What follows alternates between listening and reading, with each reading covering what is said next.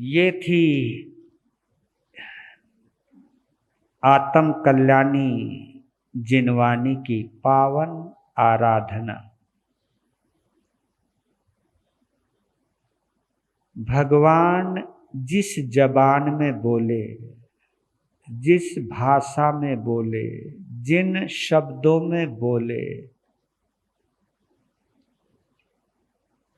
ये हमारे लिए कितने सौभाग्य की बात है। जो शब्द भगवान ने निर्वाण होने से पहले बोले, उन बोलों को, उन शब्दों को हमें भी बोलने का सौभाग्य प्राप्त हुआ है। उन्हीं की वाणी को, उन्हीं की आखिरी निशानी को, ये आखिरी निशानी है भगवान की, उन्हीं की आखिरी निशानी को हमें घर ले जाने का सौभाग्य प्राप्त होता है।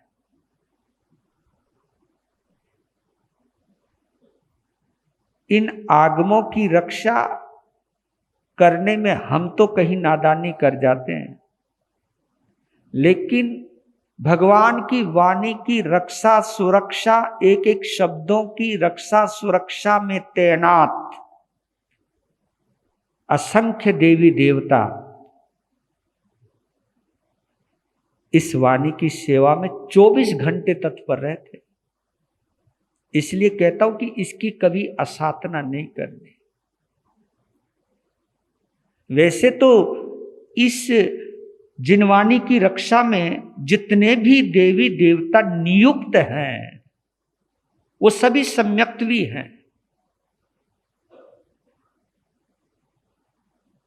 वो जल्दी कुपित नहीं होते। सम्यक्तवी देवी देवताओं में कसायों की मंदता होती है। इसलिए कभी कभी हमारे से इन आगमों की कुछ अवहेलना हो जाती है तो हमें माफ कर देते हैं, लेकिन यार माफी की भी तो एक सीमा होगी। और हम अगर अन्य मनस्कता में, लापरवाही में, श्रद्धा के अभाव में अगर हम जानबूझकर आगम की अवहेलना करें तो हमारे कर्म तो बंधेंगे ही ना।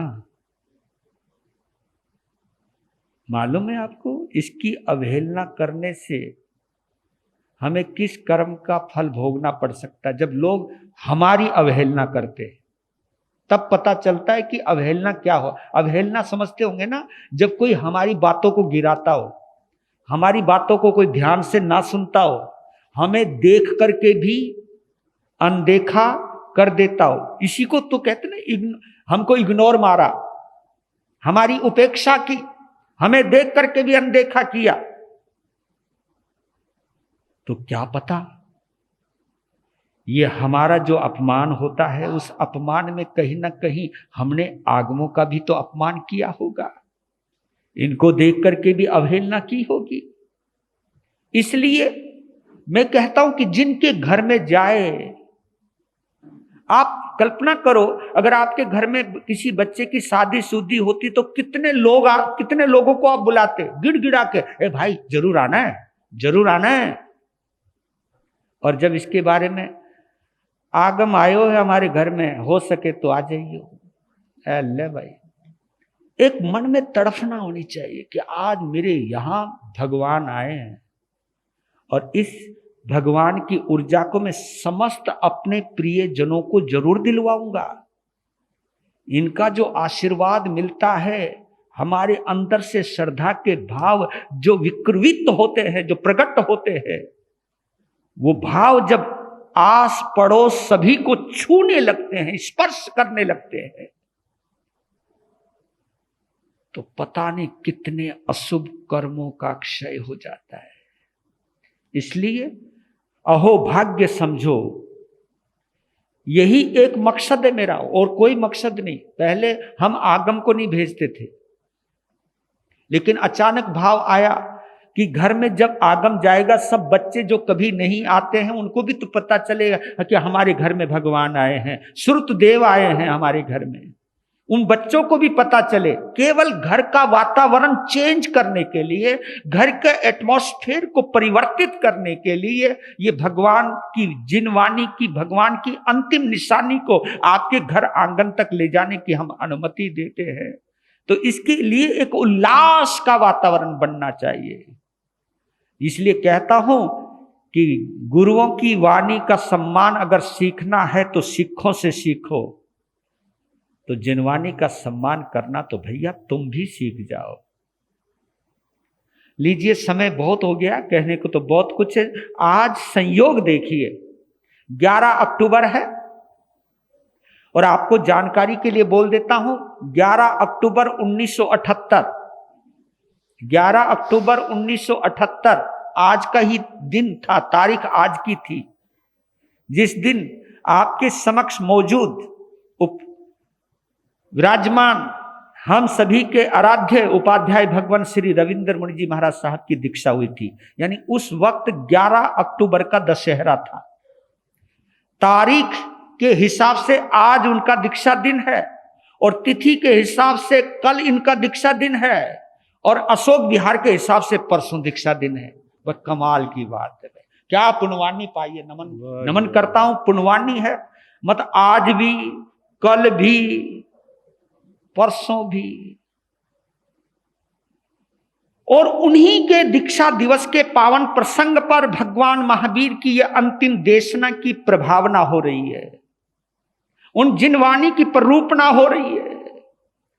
मुझे एक अंतर से आह्लाद है कि अपने उपाध्याय भगवान के मंगलमय सानिध्य में बैठकर जिनवाणी, भगवान की वाणी, श्रुत देव की आराधना करने का शुभ अवसर प्राप्त हुआ। ऐसा नहीं है कि भाई मेरे पुनीत मुनि जी नहीं कर सकते, मेरे उपाध्याय गुरुदेव नहीं कर सकते, सब इसकी आराधना कर सकते हैं, लेकिन भगवान ने हमको चुना, आप लोगों ने हमको चुना। इसके लिए मैं दोनों का आभार व्यक्त करता हूं। मैं बड़ा आह्लादित हूं इस अशोक विहार के इस आंगन में आकर जिनवाणी सुनने के लिए आए हुए श्रोताओं को देखकर, और सुनाने का ये सुंदर वातावरण महसूस करते हुए। तो आज हम सभी हाथ जोड़कर गुरुदेव को आज दीक्षा दिवस की हार्दिक हार्दिक शुभकामना देते हैं। और देखिए, आज वर्णन भी दीक्षा का है। बाप भाई, मतलब कमाल की, मतलब क्या संयोग बैठा है। आज शब्द आ रहा है 9वां अध्ययन, नमी पवज्जा। नमी पवज्जा का वर्णन आ रहा है। नमी राज ऋषि दीक्षा ले रहे हैं, आज उसका वर्णन है। ये भगवान महावीर ने नमी पवज्जा का अध्ययन सुनाया।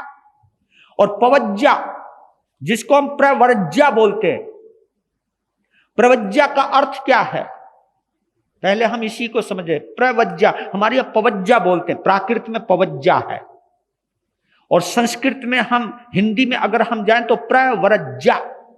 इसका मतलब यह है संसार के मार्ग को छोड़कर धर्म के मार्ग को स्वीकार करना। इसका मोटा सा अर्थ है। क्या बोला मैंने? संसार के मार्ग को छोड़कर धर्म के मार्ग को स्वीकार करना, यह है असली प्रवज्जा का अर्थ। लेकिन आजकल इसका अर्थ यह हो रहा है संसार के मार्ग को छोड़कर किसी संप्रदाय में दीक्षा लेना। ये प्रवज्जा, क्योंकि दीक्षा का तो दीक्षा का वातावरण होता है। हम जब किसी एक संप्रदाय में दीक्षित होते हैं, संप्रदाय अगर मुख्य हमारे लिए, मैंने इसी संप्रदाय में दीक्षा लेनी है और इसी संप्रदाय को आगे बढ़ाना है, एक तो ये मकसद हो गया। और एक मकसद हो गया कि मैंने भगवान के शासन में दीक्षा लेनी है। देखो, भाव ही बदल गए। भगवान के शासन में दीक्षा लेनी है और मुझे भगवान के शासन को दीपाना है, मुझे लोगों को भगवान से जोड़ना है। ये भाव लेकर के जब मैं दीक्षित होऊंगा तो समाज का वातावरण सुंदरमय होगा, आनंदमय होगा। संप्रदाय के लिए दीक्षा लूंगा तो छीनना झपटी करूंगा, हाँ ना। संप्रदाय के लिए दीक्षा लूंगा तो दूसरे संप्रदाय की निंदा करके उनके साधु साध्वियों को बुरा बताकर अपने से जोड़ने का प्रयास करूं, यानी राग द्वेष का वातावरण बनाऊंगा।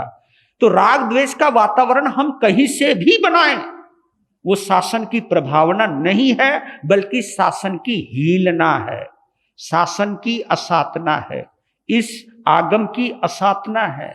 ये हम संतों को, दीक्षित होने वाले साधु संतों को, और मैं इस बात को लिए बड़े गर्व के साथ कह सकता हूं, मेरे उपाध्याय भगवन में सांप्रदायिकता नहीं है, एक सरमन संघीय सोच रखते हैं, सभी को साथ लेकर के चलने का भाव रखते हैं। उनकी जो सहनशीलता है, उनमें जो उदारता है, और उनके अंदर कसायों की बहुत कमी देखी, क्योंकि मैं तो बचपन से रहा हूं, हम दोनों बैरागी भी साथ साथ रहे हैं, हमारा वैराग्य काल दोनों का साथ साथ रहा है। इनके रथ में मुझे भी बैठने का सौभाग्य मिला है। जब इनकी दीक्षा हो रही थी तो मैं इनके रथ में मैं भी बैठा था, छोटा सा मुन्ना है, मुन्ना था नमुन्ना था पता नहीं क्या था, लेकिन मुझे भी बैठने का मौका मिला है और इन्हीं को देख करके मैं चलना सीखा हूं।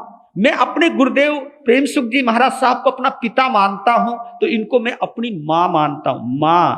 मां जैसे मेरी परवरिश करी है, मुझे सब चीज सिखाई है। जिस वक्त में नवोदित प्रवचनकार समझ लो, जब नया नया प्रवचन शुरू करना शुरू किया था, तो आप इनकी उदारता देखिए। उस वक्त कहते थे पहले मैं कथा कर लूंगा, है ना, लोगों को जमा लूंगा, जब कथा जम जाएगी लोग आ जाएंगे तब तू बोलना। उस समय हम भी बड़े नखरेबाज होंगे और मेरे हर नखरों को उठाया। तो मैं तो सब कुछ मानता हूं। इनके सानिध्य में जिसने भी प्रवचन करना सीखा है उसने कहीं ना कहीं ऊंचाई को प्राप्त किया है। आज मेरे पुनीत मुनि जी महाराज इतना अच्छा प्रवचन करते हैं तो सब गुरुदेव की कृपा है। इन्होंने आगे बढ़ाया मेरे पुनीत मुनि जी को।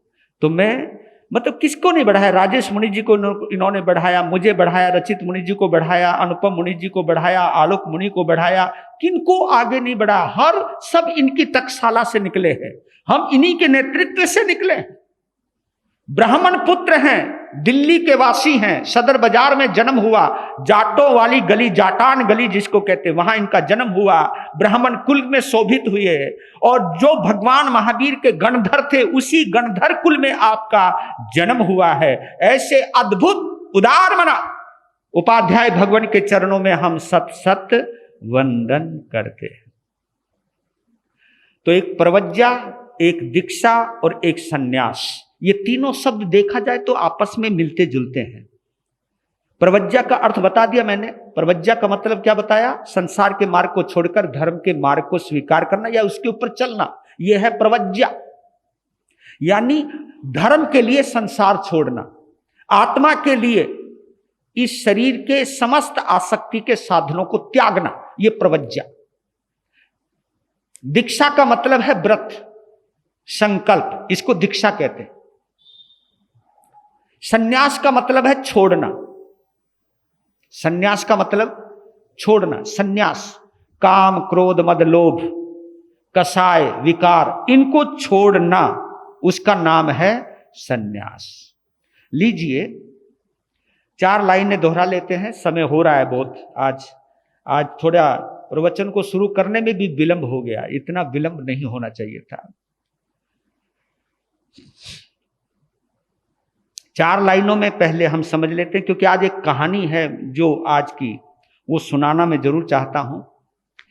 है अनेको, ये गौर कीजिएगा, अपने आप को भी। भगवान महावीर ने हमारे जीवन के हर पहलू को सामने रखते हुए बोला है, हमें चेताया नहीं बल्कि हमें समझाया है अनेको जिस जगह पर, है अनेको जिस जगह पर दुख और संघर्ष है, एक एकाकी है जहां पर आत्मा का उत्कर्ष है। एक एकाकी है जहां पर आत्मा का उत्कर्ष है। जीतना अंतर रिपु को, जीतना अंतर रिपु को, श्रेय कर है सर्वदा, इच्छा रहित नमी राज की, वैराग्य सच्ची संपदा, इच्छा रहित नमी राज की, वैराग्य सच्ची संपदा। है अनेकों जिस जगह पर दुख और संघर्ष है। ये तो आप जानते हो कि आप बोलते हो, आपकी भाषा है कि जहां 10 बर्तन होंगे वहां हैं वो खटकेंगे तो सही, जहां इतने बर्तन होंगे वहां बर्तन खटकेंगे ज्यादा, एक बर्तन क्या खटकेगा। बर्तन जब होते हैं तो है अनेकों जिस जगह पर दुख और संघर्ष है। जहां कई हैं, अनेक हैं, वहां दुख और संघर्ष तो होगा। जहां एक हो और एकाकी हो, एक हो और एकाकी हो, ये बड़ा अच्छा शब्द है। ये दोनों चीजें आ जाती हैं यहां पर। मैं भीड़ में भी एक रह सकता हूं, मैं भीड़ में भी एक रह सकता हूं। पहला अर्थ तो एक का यह है। दूसरा अर्थ यह है कि आत्मा एक ही है। इंद्रियां 5 हैं, कर्म इंद्रियों को जोड़े तो 10 हैं, है ना। मन को जोड़े तो अनेक चित्त हैं, क्योंकि मन बहुत है, क्योंकि जितने अनेक चित्ता मत चित्त अनेक हैं, यहां पे भी वहां पे भी वहां पे भी अनेक चित्त हैं, चित्त अनेक हैं, इंद्रियां कई हैं, रोम रोम कई हैं, शरीर अनेक पुद्गलों से बना है, अनेक पुद्गलों से बना है। कितने कर्म परमाणुओं से बना है हमारे पुद्गल, ये शरीर। तो आदमी की अगर छोटी सी परिभाषा करूं, हम अगर अपनी एक संक्षिप्त में परिभाषा करूं तो क्या है, आदमी है क्या? पुद्गल और आत्मा के मिलन का नाम है आदमी। ये जितने पुद्गलों से हमारा शरीर बना है, पुद्गलों से हमारा, जिसको हम कहते हैं पंच तत्व का बना है पुतला जिसका नाम धरा बंदा, 5 तत्व का बना है पुतला जिसका नाम धरा बंदा, ये 5 तत्व का पुतला है। और इसलिए हम आखिरी में जब व्यक्ति गुजर जाता है, कल देश के प्रसिद्ध उद्योगपति जिसने भारत के निर्माण में बहुत बड़ी भूमिका निभाई, रतन जी टाटा जी, तो आखिरी में हम क्या बोलते, वो पंचत्व में विलीन हो गए, जिससे बने थे उसी में विलीन हो गए। इसका मतलब ये है 5 तत्व का बना है पुतला जिसका नाम धरा बंदा। तो हम सभी, उन्होंने इस देश के निर्माण में जो अपनी भूमिका निभाई, उसके लिए हम उनकी प्रशंसा भी करते हैं और उनके विराट व्यक्तित्व को, क्योंकि आज जन्म वो अविवाहित रहे, संकल्प था, क्या वजह थी वो सब जानता हूं, पर लेकिन वो बात मैं कह नहीं पाऊंगा। लेकिन इतना जरूर कहता हूं, उन्होंने इस देश के लिए बहुत कुछ किया है और वो अमर है वास्तव में, और बहुत कुछ दिया है। उनकी जो दयालुता है, उनके अंदर जो अपने वर्कर्स के प्रति जो अंदर संवेदनशीलता थी, वो लाजवाब थी। और इच्छा रहित व्यक्तित्व रहे हैं, वो अद्भुत रहे हैं। तो बोल रहे हैं कि एक एकाकी है जहां पर आत्म का उत्कर्ष है, जहां हम ये भावने लग जाए कि मैं शुद्ध आत्मा हूं, मैं अकेला हूं और अकेला ही जाऊंगा, मैं भीड़ में भी अकेला ही रहने वाला हूं, ये भाव जगते चले जाए तो हम आत्मा से मिल लेंगे। मेरा ये, मेरा ये, मेरा वो, मैं उसका, मैं उसका, मैं उसका, तो फिर आत्मा किसकी, परमात्मा किसका? दुनियादारी को हम अपना अपना कहते रहते हैं, वो कब आएगा जब हम कहेंगे परमात्मा मेरा, परमात्मा मेरा। और इसकी शुरुआत होती है संतों से, संत मेरे, तब पहुंचोगे अरिहंत मेरे, जब अरिहंत तक पहुंचोगे तब बनोगे सिद्ध मेरे। तो ये भावना बढ़ती चली जाती है। तो सुन लीजिए, इसको हम समझते हैं, थोड़ा सा 4-5 मिनट मेरे आगे लगेंगे। ये नमी राज ऋषि हैं और ये इनकी एक कहानी है। अवंती जनपद में सुदर्शन नाम का एक नगर है, मणिरथ वहां के राजा हैं और मणिरथ के छोटे भाई का नाम है युगबाहु। और युगबाहु की पत्नी का नाम है मदन रेखा। संक्षेप में बोल रहा हूं, मदन रेखा। मदन रेखा बेहद खूबसूरत है। जेठ यानी बड़े भाई की उनके ऊपर नजर पड़ी तो दिल मचल गया। मदन रेखा को अपनी बनाने की जुगत में जुट गया। कौन? मणिरथ, युगबाहु का भाई। यानी जेठ अपने छोटे भाई की पत्नी पर गलत नजर रखने लगा, और उसके पास भी रानियां थी, लेकिन उसके पीछे वो रानियां सब बेकार लगती थी। बस चारों मर हर वक्त एक ही धुन, बस मदन रेखा मिल जाए मुझे, मदन रेखा मिल जाए, मदन रेखा मिल जाए। पागल हो गया। उसको पाने के लिए पता नहीं उसने क्या क्या षड्यंत्र नहीं रचे, क्या क्या हथकंडे नहीं अपनाए। उसके लिए इनाम, उसके लिए साड़ियां, उसके लिए जेवर, उसके लिए आभूषण, उसके लिए पकवान सब भेजने भी लगा। तो लेकिन रानी बड़ी समझदार थी, सादगी पूर्ण रहती थी, सबको वापस लौटाती चली गई, लौटाती चली गई। यानी मणिरथ के दुर्भावों को कोई भाव नहीं दिया। मणिरथ के दुर्भावों को मदन रेखा ने कोई भाव नहीं दिया। दिल और बेचैन होता ही चला गया। एक दिन खबर मिली कि युगबाहु अपनी प्रियतमा मदन रेखा के साथ वन विहार में, जो हमारी पुष्प वाटिका है, वहां पर जो महल है, वहां पर वो आज की रात बिताएंगे। ये मणिरथ को पता चला। उसने अपनी अंदर एक योजना बना ली, मैं ये करूंगा, ये करूंगा। क्योंकि युगबाहु अपनी भाई के पीछे पागल था, भाई का दीवाना था, बड़ा भाई था और अपने पिता की तरह मानता था। तो रात के अंधेरे में पहुंचा है घोड़े पर सवार होकर मणिरथ, और बोलने लगा, युगबाहु, मैं रास्ते में जंगल में रास्ता भटक गया था, मुझे प्यास लगी, मुझे पानी पिला दे। अंतर में बैठे थे, तुरंत दौड़ करके आए, पानी लेकर के आए। मदन रेखा ने कहा कि सेवक ले जाएंगे। ने कहा नहीं, मैं अपने भाई को पानी खुद पिलाऊंगा। पहुंच गया और कहा, लीजिए भैया। जैसी गर्दन झुकाई, आंख बंद करके, लीजिए भैया। रात के अंधेरे में तलवार से वार कर दिया गर्दन के ऊपर, और कोई मुझे देख ना ले, मैं भाग गया वो वहां से। और प्लान बना रहा है कि अब तो मरी गया, मरी जाएगा, अब तो मदन रेखा को मेरा होना ही पड़ेगा, क्योंकि मैं यहां का राजा हूं, ताकत वाला हूं। योजनाएं बना रहा, ये मेरी बन जाएगी, अब बन जाएगी। इतने में क्या हुआ, घोड़े का पांव एक काले नाग की पूंछ के ऊपर पड़ा, और वो नाग एकदम उछला और एकदम उसके माथे पर डंक मारा। लो जी, रह गई प्लानिंग सारी। जहर चढ़ा, वहीं मर गया, मर के 5वीं नरक में गया। इधर जब युगबाहु की करहाना की आवाज आई तो एकदम दौड़ करके मदन रेखा आई, अपने पति को उठाया, अंदर ले गई।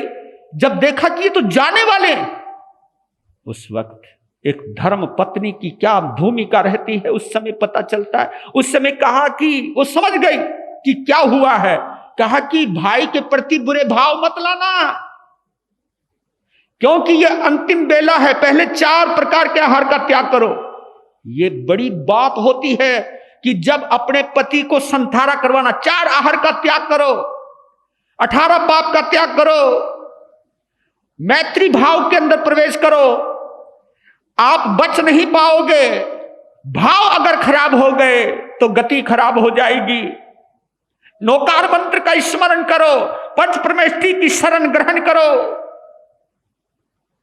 यार, भाव निर्मल हो गए और उन्हीं भावों में युगबाहु के प्राण छूटे और वो 5वें देवलोक में गया। एक भाई 5वीं नरक में गया, एक भाई 5वें देवलोक में गया। और देवलोक में पहुंचाने की भूमिका किसने निभाई? मदन रेखा ने। स्वार्थ नहीं आया, तकलीफ में नहीं आई, ये भी नहीं सोचा मेरा संसार उजड़ रहा है। वो स्वार्थ, ये धर्म की ताकत है कि व्यक्ति किस तरह आखिरी वक्त में सहनशील ही नहीं, संवेदनशील ही नहीं, बल्कि सामने वाले का उपकारी बनकर के आता है। रात के अंधेरे में मदन रेखा उस वाटिका से जंगल की तरफ निकल गई। उस वक्त वो गर्भवती थी, गर्भ की पालना भी जंगल में की, वहीं पर एक बच्चे को जन्म दिया। वक्त भी क्या गजब का होता है। अपने बच्चे को जन्म देना, उसको साफ सुथरा करना, उसको स्वच्छ करना, एक सरोवर के किनारे खुद नहाना, और स्वच्छ होकर के जैसे ही मैं अपने बच्चे को पहले स्वच्छ किया, स्वच्छ करके उसको अपनी साड़ी का एक पल्ला फाड़ा, पल्ले के अंदर अपने बच्चे को डाला और अपनी जो पति ने उसने मुद्रिका दी थी उसके अंगूठे में उसको अंदर डाली, डाल करके उसे बांध दिया और उसको एक झोली बना करके कपड़े की वृक्ष पर टांग दिया। नहाने के लिए गई है सरोवर में। नहा करके जैसे ही निकली है, अपने कपड़े जो भी थे उसके पास, जो भी बचा हुआ था उसको पहन ही रही थी। इतने में जल हस्ती आता है, सूंड में पकड़ता है, ऊपर उछालता है। उसी वक्त मणिप्रभ नाम का विद्याधर वहां से जा रहा था विमान में। जैसे वो ऊपर उछली, तुरंत उसने लपक लिया और उसके रूप को देखकर बंदे का फिर दिमाग खराब हो गया। फिर नहीं, उसका भी खराब हो गया। वो जा कहीं और रहा था, उसने ऊपर से जैसे तुम नीचे गाड़ी मोड़ते ऊपर भी मोड़ ली, विमान को मोड़ा। मदन रेखा ने सोचा कि कुछ गड़बड़ है, क्योंकि उनकी आंखों में देख लिया था। कहा कि आप जा तो इधर रहे थे, वापस क्यों जा रहे? क्योंकि बात सुनो, मैं झूठ नहीं बोलता तेरे से। मेरे पिताजी संत बने हुए हैं, 4 ज्ञान के धारी हैं। मैं उनके दर्शनों के लिए जा रहा था, लेकिन तुम मिल गई। गुरु महाराज कहाँ जाएंगे? फिर कर लेंगे दर्शन। ये तुम भी कर लेते हो, है ना? जब तुम्हारा कोई प्रॉफिट का काम हो तो महाराज जी के दर्शन फिर कर लेंगे। महाराज जी कौन सा छोड़ के जा, 4 महीने के पीछे। हाँ, यही बैठो महाराज। तो उस समय कहा कि अच्छे काम में विघ्न नहीं डालना चाहिए। मेरी वजह से मैं खुद उन गुरुदेव के दर्शन करना चाहता हूं, मेरे भी दर्शन करा दो। वो समझ गई वातावरण को इस तरह सुलझाना है। तो उसके भी दिमाग में आ गया कि चलो चलते हैं। वहां प्रवचन चल रहा था, जहां जगह मिली दोनों बैठ गए और वो 4 ज्ञान के धारी थे, अपने ज्ञान में सब परिस्थिति को देख लिया। और उस वक्त जो भावुकता पूर्ण उपदेश दिया, ओए होए, उस उपदेश को सुनकर मणिप्रभ विद्याधर जो लेकर के आया है, उसके भाव बदल गए। ये कहते दिल से सुनना, क्योंकि जो दिल से सुनता है वो बदलता है। जो खोपड़ी से सुनता है वो चक्कर खाता है और नई बातें ढूंढता है। महाराज जी को ये भी कहना चाहिए था, महाराज जी ने ये नहीं बोला। इतना दिमाग लड़ाते हो तुम लोग। दिल से सुनो तो हर चीज को पीते चले जाते हो। दिल से सुनो तो हर चीज अंदर ऑब्जर्व होती चली जाती है। और ये तो खोपड़ी तो तुम शांत हो। उल्टा घड़ा, ऊपर से चिकना घड़ा, ऊपर से गिरेगा पानी, बोलो कहां जाएगा? है चिकने घड़े के ऊपर पानी की बूंद गिरे तो कहां जावे? नीचे ही आवे ना। तो ये हमारे उल्टा घड़ा, ये खोपड़ी देखो, चेक कर लेना, उल्टा घड़ा है। यह है, चलो एकदम संकल्प कर लिया मैं ये मेरी बहन है। प्रवचन सुन के पहले किस भाव से लाया और प्रवचन सुनकर क्या भाव हो गए। प्रवचन के पश्चात मदन रेखा ने पूछा कि मेरे बच्चे को जन्म दिया था, उसको मैंने वहां बांधा था, उसके बारे में गुरुदेव कहा कि चिंता ना करो। पदम रथ नाम के मिथिला नरेश आए थे, वो तुम्हारे बच्चे को ले गए। उनकी भी कोई संतान नहीं है और उन्होंने अपनी निसंतान पत्नी को गोद में तुम्हारे बच्चे को डाल दिया है। और उसके जाति इतना प्रभाव हुआ, कई जो दुश्मन राजा थे उन्होंने सरेंडर कर दिया। और मालूम है उसका इस समय नामकरण संस्कार हो रहा है और उसका नाम नमी रखा है। क्या नाम रखा है? नमी रखा है। ये वही नमी है जिसकी दीक्षा होने वाली, वो नमी रखा है उसका नाम। बड़ा ही खूबसूरत है। ये खबर पूरी हुई, इतने में एक देवता पूरी संपदा के साथ उसी प्रवचन सभा में उपस्थित होता है। और वहां एक अजीब सी घटना घटित होती है कि उस देवता ने अपने देव देवी परिवार के साथ गुरु महाराज को वंदना ना करके मदन रेखा को प्रणाम किया, मदन रेखा को नमन किया। मणिप्रभ सोचने लगा कि देवता का दिमाग खराब हो गया।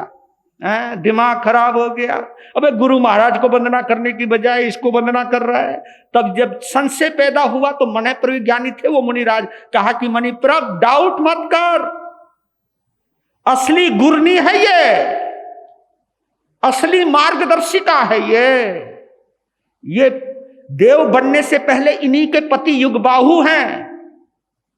इन्होंने ही अपने पति को आखिरी समय में धर्म की शरण ग्रहण करवाई थी, कसायों से निकाला था, क्रोध से निकाला था, आवेश से निकाला था, भाव को संतुलित किया था, धर्म से जोड़ा था, जिसके प्रभाव से ये पांचवें देवलोक में पैदा हुए और वो अपनी कृतज्ञता ज्ञापित करने के लिए आए हैं। इसलिए असली गुरनी ये है।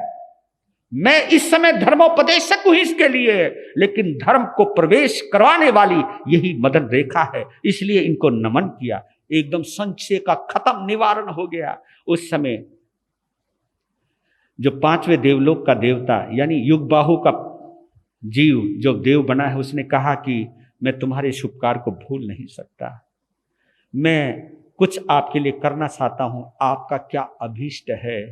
उस वक्त मदन रेखा ने कहा था मेरा कोई अभीष्ट नहीं, आप देवलोक में चले गए, बच्चा राजघराने में चला गया, अब मैं दीक्षा लेना चाहती हूँ, मेरी दीक्षा करवा दीजिए। इस प्रकार दीक्षा मदन रेखा की होती है। उधर जवान होता है नमी, जवान होने पर 108 कन्याओं के साथ उसका विवाह होता है, राजकन्याओं के साथ। उसके बाद पद्मरथ ने राज्य संभलवा दिया और खुद दीक्षा लेता है, पद्मरथ दीक्षा लेता है। फिर एक बार नमी राज की हस्तीशाला से एक हाथी बिरच गया और श्वेत हाथी था, वो सफेद हाथी था, बड़ा खूबसूरत था। उस हाथी को देखने के लिए दूर दूर से लोग आते थे और उनका मनचाहा हाथी था। मदमस्त हो गया, बंधन तोड़ दिया, भाग गया तो क्या हुआ, दूसरे के राज्य में पहुंच गया। वही सुदर्शन नगर अवंती की सीमा पर पहुंच गया और उस समय वहां के राजा चंद्रयश ने उस हाथी को पकड़ लिया और उस हाथी को खूबसूरत देख करके कब्जे में ले लिया। इधर से दूतों ने बताया, जासूसों ने बताया कि आपका हाथी वहां पहुंच गया। तब राजा चंद्रयश को एक पत्र लिख करके भेजा नमी राजा ने, कहा कि वो हाथी मेरा है, मेरा हाथी मुझे लौटा दो, मेरा हाथी बड़ी अति प्रिय है। दूत ने जब वो पत्र पहुंचा, उस पत्र को चंद्रयश ने फाड़ दिया, कहा कि लगता तेरे राजा को राजनीति नहीं आती, क्योंकि जो हमारे राज्य में आ गया, जो हमारा हो गया वो हमारा है, बस हम किसी को नहीं देते। और उस हाथी के लिए नमी राजा ने युद्ध के लिए तैयारी कर ली। दोनों युद्ध आमने सामने, और इतने में अवधि ज्ञान हो गया है मदन रेखा को। अवधि ज्ञान में देखा दो भाई आपस में, क्योंकि चंद्रयश उसका बड़ा भाई था, किसका, नमी का बड़ा भाई था। कहा कि दो भाई आपस में लड़ रहे हैं एक हाथी के लिए। उन्होंने अपनी गुरानी को कहा कि अगर आपकी इजाजत हो तो मैं युद्ध के मैदान में जाना चाहती हूं और मैं बिना मतलब की हिंसा को टालना चाहती हूं। गुरनी ने आज्ञा दी तो युद्ध के मैदान में बीच में खड़ी हो गई। क्या दृश्य होगा जब बीच में मदन रेखा खड़ी हुई है साध्वी के रूप में। तो साध्वी को जब देखा तो प्रणाम किया, कहा कि हे गुरनी मां आप यहां क्यों। तब उन्होंने बताया नमी को, तुम्हारा इतिहास क्या है, मैं तुम्हारी जन्म देने वाली मां हूं और जिस भाई से लड़ रहे हो वो भी तेरा सगा भाई है, बड़ा भाई है, एक हाथी के पीछे लड़ रहे हो। जब सच्चाई पता चली तो वहीं उतर गए, दोनों भाई आपस में मिले और चंद्रयश पे तो इतना प्रभाव हुआ कि उसने वहीं ही दीक्षा धारण कर ली। इस प्रकार नमी सुदर्शनपुर का भी और मिथिला का दोनों का राजा बन गया। एक बार दाह ज्वर पैदा हुआ और वो दाह ज्वर 6 महीने तक चला। दाह ज्वर समझते होंगे, शरीर में आग सी लग जाती है, आग लगती है, खुजाने का दिल, आग मतलब अंतर से अग्नि निकल रही है, बड़ा तड़फ रहे थे। हकीमों ने, वेदों ने पूरा इलाज किया, जब आखिर में एक ही चीज बोली कि गोशीर्ष चंदन चाहिए, तो वही घिस करके उसका लेपन होगा तो ही ये शांत होगी, ये आग शांत होगी। 52 गोशीर्ष चंदन, उस चंदन की विशेषता 52 किलो तेल अगर उबल रहा हो और उसमें 2 बूंद उस चंदन की डाल दो तो वो तेल ठंडा हो जाता है। इतना प्रभाव है। वो आजकल मिलता है या नहीं मिलता मुझे पता नहीं। तो चंदन घिसने लगी रानियां, और रानियां 108 हैं, हाँ यूं, हाँ वो घुसने लगी तो चूड़ियां कंगन आपस में खड़कने लगे। तो आदमी जब बेचैन होता तो ये सब चीजें अच्छी नहीं लगती है। कहा कि बंद करो ये शोर। मंत्री गया कि कहा कि राजा को इस शोर से जोर पड़ रहा है, बंद कर दो। तो रानियों ने सोचा कि नहीं, हम अपने पति को बचाएंगे, तो सुहाग के रूप में एक ही कंगन रखा और घिसने लगे। तो राजा अब फिर बेचैन हो गया। मतलब दोनों आदमी बीमार होना दोनों तरफ से परेशान रहता है। कहा कि अब इन्होंने घिसना बंद कर दिया, लगता है ये मुझे सही नहीं करना चाहते। कहा कि मंत्री क्या हुआ, चंदन घिसना बंद, मुझे मारने का प्लान है क्या? कहा कि नहीं राजन, चंदन जैसे पहले घिसा जा रहा था वैसा ही घिसा जा रहा है, वैसे ही घिसा जा। फिर आवाज क्यों नहीं? कहा कि आवाज इसलिए नहीं, सुहाग के रूप में केवल एक ही कंगन रखा है, इसलिए आवाज नहीं। ये घटना नमिराज ऋषि के लिए एक प्रेरणा बन गई।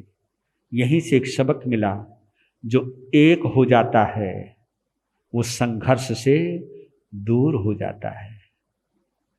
जो आत्मा में चला जाता है, क्योंकि संसार के कई रूप हैं। जो आत्मा तो एगे आया, आत्मा को क्या बोला? एगे आया। आत्मा एक है। जो आत्मा में प्रवेश कर जाता, आत्मा के संपर्क में आ जाता, तो सब संसार से दूर हो जाता है। तो आत्मा के संपर्क इतना गजब का किया ध्यान के माध्यम से, अंतर की आग शांत हो गई। आग शांत हुई तो नींद आ गई, नींद से उठे तो दाह ज्वर खत्म हो गया। तब पता चला कि मैं तो थोड़ी देर आत्मा की शरण में गया था तो मेरी बीमारी खत्म हो गई। अब इसी आत्मा को पाने के लिए, इस आत्मा में छुपे परमात्मा को पाने के लिए दीक्षा। तब उन्होंने अपने पुत्र को राज्य दे करके दीक्षा धारण की। और जैसे वो दीक्षा के लिए लेकर के बाहर जब चले हैं तो देवराज इंद्र का सिंहासन हिला है। देवराज इंद्र ने कहा कि 108 रानियों का मालिक, इतने बड़े साम्राज्य का मालिक दीक्षा लेकर के अचानक ही साधु बन करके चल पड़ा, अबे कहीं गड़बड़ तो नहीं है? तो आप ये देखिए, देवराज इंद्र ब्राह्मण का रूप लेकर के नमिराज ऋषि की परीक्षा लेने के लिए आते हैं कि कहीं ऐसा तो नहीं है दुखी होकर के साधु बन रहा हो। तो सब क्वेश्चन के 10 सवाल किए हैं, उन सवालों का जवाब तो नहीं दे सकता हूं, एक ही सवाल का जवाब देता हूं, उसमें आप अपने सभी सवालों को समेट लीजिएगा, समझ जाइएगा। कहा कि तुम जा तो रहे हो और देखो तो सही, सारी मिथिला जल रही है और सब लोग हाहाकार कर रहे हैं, सब रोना रुआट मचा रखा है। तब कहा कि कोई भी मेरे लिए नहीं रो रहा है। वह क्या मतलब? कहा कि एक बहुत बड़ा वृक्ष था, वो वृक्ष अचानक तूफान में गिर गया और उस वृक्ष पर जो जो पक्षी फल खाने आते थे, जो जो पक्षियों का जो घोंसला बना हुआ था, उनका अपना साधन था। अब वो पेड़ गिरने से सबके स्वार्थ खत्म हो गए, वो सब अपने अपने स्वार्थ को रो रहे हैं, कोई भी मेरे को नहीं रो रहा है। तो और भी संयम की बातें हुई हैं। सब जब आखिरी में देवता ने सब परीक्षाएं ले ली, तब वो वंदन करते हैं। ये है नमी पवज्जा। जो भी विरक्त आत्मा साधु बनता है, साध्वी बनता है, उसको नमी पवज्जा का अध्ययन अवश्य करना चाहिए कि मैं संत किस लिए बन रहा हूं, मैं साध्वी किस लिए बन रही हूं। ये भाव समझाने के लिए नमी पवज्जा अति उत्तम अध्ययन है। बहुत कुछ छुपा है, लेकिन मेरी समय सीमा है और आज मैं 8 मिनट आगे चला गया, इसके लिए क्षमा मांगता हूं आप सभी से, है ना। और उपाध्याय भगवान को पुनः दीक्षा दिवस की हार्दिक हार्दिक शुभकामना देता हूं।